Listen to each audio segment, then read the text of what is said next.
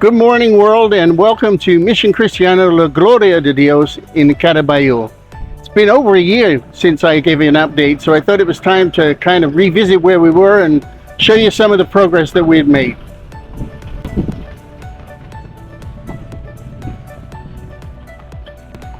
So I'm standing outside the church, and you can see that not much has changed, to be honest, since we started last year, because all of our energy has been put into the inside of the church. So we're going to head on inside. Just a reminder that we still would love to be able to tile the outside of the building, and we still do need to fix the roof. So that's hopefully a project that we can take on in 2026. But we can tell you more about that later.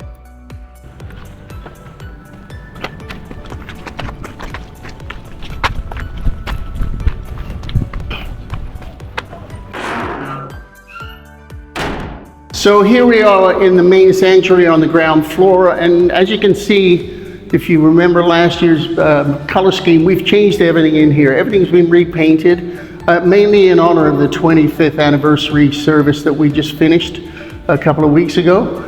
We've also managed to install a TV so that when people are worshiping, they'll be able to read the words and they'll be able to join in and participate. So not much more than cosmetic changes down here, but they make a huge difference. We do have plans for construction next year down this side. We're going to build a dedicated sewing room so that our sewing ministry, which does a lot of outreach to the women in the community, will be able to have a permanent home. If you've ever been to Carabayllo Church, you'll know that there used to be 2 bathrooms underneath the stairs, and they were in pretty sad shape. But this year, we've actually managed to renovate them completely. That required us to take out all the old existing tile and then buy new tile, paint, and sinks, bathrooms, the whole bit. So we've got 2 new bathrooms down here that look so much nicer than the ones that were there before, so that makes them more functional. And this used to be a staircase that really was just poured concrete, so we've recently been able to tile this. We've cleaned up the wood. We're still going to put some stain and some varnish on this, but we've also made some decorative changes, and we're working towards finishing the staircase all the way up from this ground floor all the way up to the 3rd floor.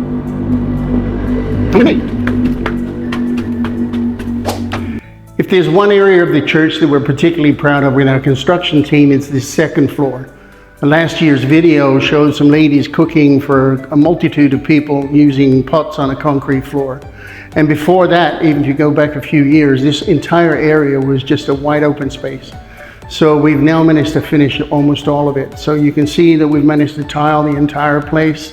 All the walls are now finished. We've managed to put some wainscoting in. This is a place where we've put 2 toilets with showers, which is great because people in the community will actually come in and use the showers. This used to be where it was basically junk, and now you can see we got a fully functioning kitchen.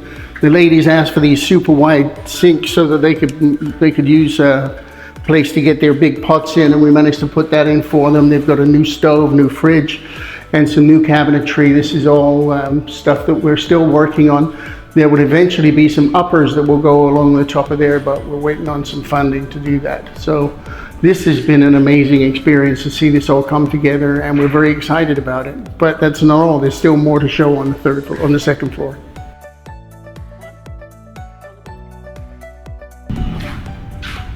So here's a classroom that we built for the younger kids. There's a couple of plans here for the future. This entire wall, you can see the shelving. We would love to put in a library here so that kids would have access to reading materials, because it's so important they learn to read as early as they can. So we're hoping eventually to make this into a library. And then on this side, you'll see that we have 3 desks built in. And the concept here is that we'll have 3 computers that will stay permanently here, but can be used for study, for access to the internet. I'm sure the kids will play some games on there as well, but it's really intended as a learning opportunity for kids to be able to access to help them with their homework. And we're hoping to run an after-school program here where the kids will get some food and they'll get some help from teachers, hopefully donating their time to help each of the kids to improve their education. If we continue down the hallway, just going past the kitchen, you'll see there are a couple of other rooms here. This is it's going to be an office for the pastor who eventually is going to hopefully be full-time here, but that's a long way off. But somebody where you can have a counseling office and where you can have planning meetings. And then right at the end here, it's a bit of a mess because we're really using it for storage more than anything right now. But there will be an apartment. So there are 2 bedrooms here that are just needing to be finished off. And then there's going to be a kitchen in here. And the idea is we eventually, because we want to put expensive equipment in here, we want to make sure that we have security. So there'll be bars on all of the windows and there'll be a security system, but there'll be a live-in couple that will live here to make sure that the church is open when we need it open and that there's someone to supervise what's going on here.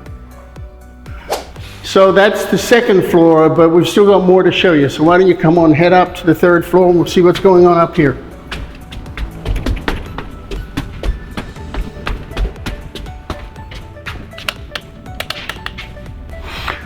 So the first thing I want to point out is we have now named the upstairs floor.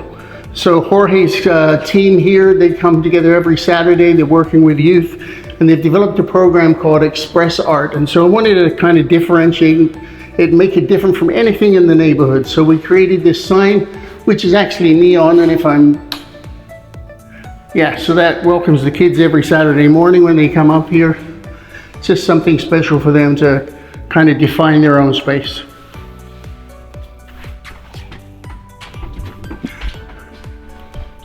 And this is an area that we had actually finished last year, but as you can see, not too much has changed except that we have more and more children coming all the time. Every Saturday morning, there are over 30 children up here, and they're learning how to be creative and express themselves. They're doing dramas, they're singing, they're worshiping, and just having a great time, and they're learning a lot more about themselves and about their faith. It's a wonderful place for kids to be able to hang out. And we're hoping eventually that this will become a drop-in center during the week as well, so that kids will be able to get off the street and get into a place where they know they're safe, they're loved, and more importantly, where they're going to have a chance to grow inside themselves. So that's kind of the closure of the tour, so to speak, but I wanted to talk just very briefly about this picture as well, because besides bringing the kids into the church, we wanted them to experience something they never had before. So we took 32 children to a camp for the weekend, and this is the image of them at the end of the 2 days. Had an incredible time watching them play and sing and just enjoy themselves. We roasted marshmallows and hot dogs, and it was just an incredible time for them. So not only did we bring them into the church, we're also taking them out and letting them experience things they never would have before. It's heart-wrenching to me that when we do something like this, the comments you hear are just so bizarre. So we actually fed them meat at every meal, and many of the children commented on the fact that they've never had meet 2 or 3 times in the same day, and this was just a unique experience for them. So there's so much need here that we just don't see, but it's so important. And this year, with one of the projects for our Christmas catalog is going to be to try and be able to afford to take these children back again next year. Whole new group of 30 kids that we can just celebrate and enjoy life together. This particular weekend ended with 9 baptisms in a river that flows right by the grounds. Just a phenomenal opportunity. I just want to say thank you to everyone who's helped in some way, helped with the development of this church and all the churches that we work with here in Peru. We can't do it without you, and we hope that as we enter this Christmas season, your generosity will continue to show how much you care for the people that I care for so much. So hope you have a great Christmas, and I'll see you in the flip side.